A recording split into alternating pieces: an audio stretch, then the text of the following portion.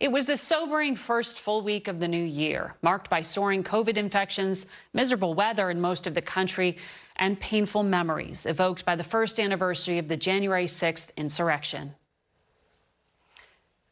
But it is a new week, and we want to turn our focus to what is ahead in 2022, particularly in an election year. And there is perhaps no better guest than the Speaker of the House, Nancy Pelosi. Good morning to you, Madam Speaker. Good morning.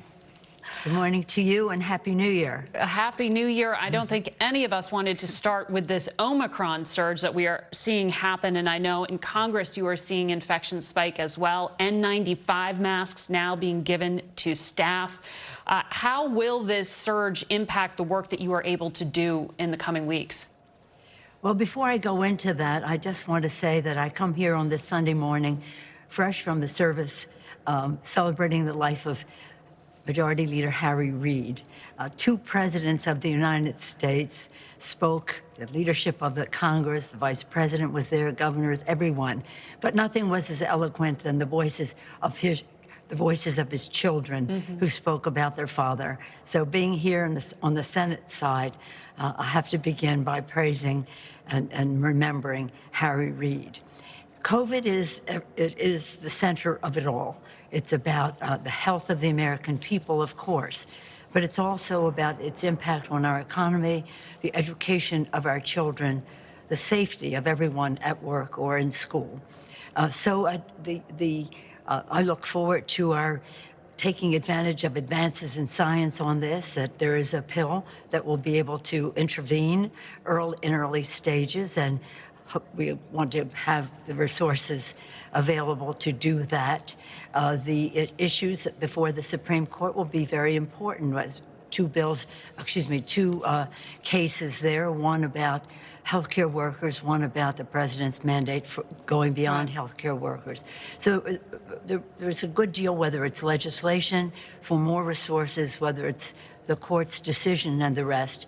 And also it's just about our own taking personal responsibility to stay safe. When you say legislation for more resources, $6 trillion has already been spent over the course of this, been allocated over the course of this pandemic. Are you saying that you need more coronavirus relief, and will that go in the spending bill when government funding runs out next month? Well, again, we have to protect the investment. It's there. Most importantly, we have to protect the health of the American people. Now, the administration has not made a formal request for more funding, but it is clear from the opportunity that is there and again, the challenge that is there from the resilience of this virus. And viruses the more they spread, they are transmitted, the more they mutate. So the good advice for everyone to get vaccinated, to be masked, to have spatial distancing, and the rest, and to be tested, continue to be important. When you have this government funding deadline, the February 18th, I believe it is, you have that opportunity to bundle together perhaps some other things here. Will you try to extend the child care tax credit at that time, since it has expired? Well, that's a different bill. That is in the Build Back Better legislation.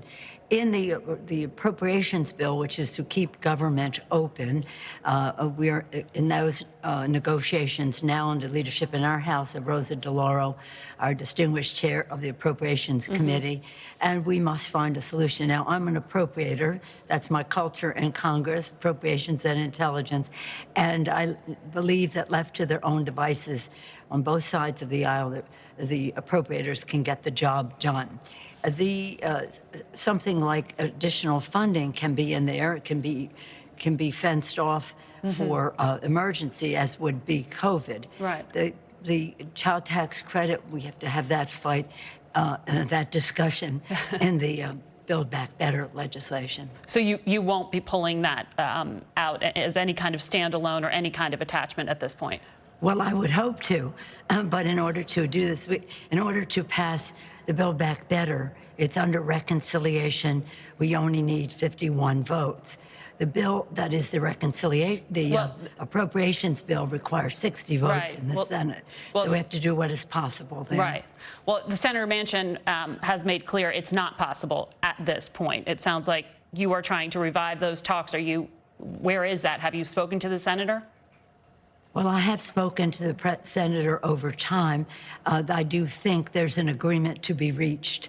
It's so important for our country, whether we're talking about right now the need for childcare for moms and dads whose children may or may not be in school. Childcare is so important all the time, more important even now when we're talking about universal pre-K and childcare. We're talking about the child tax credit.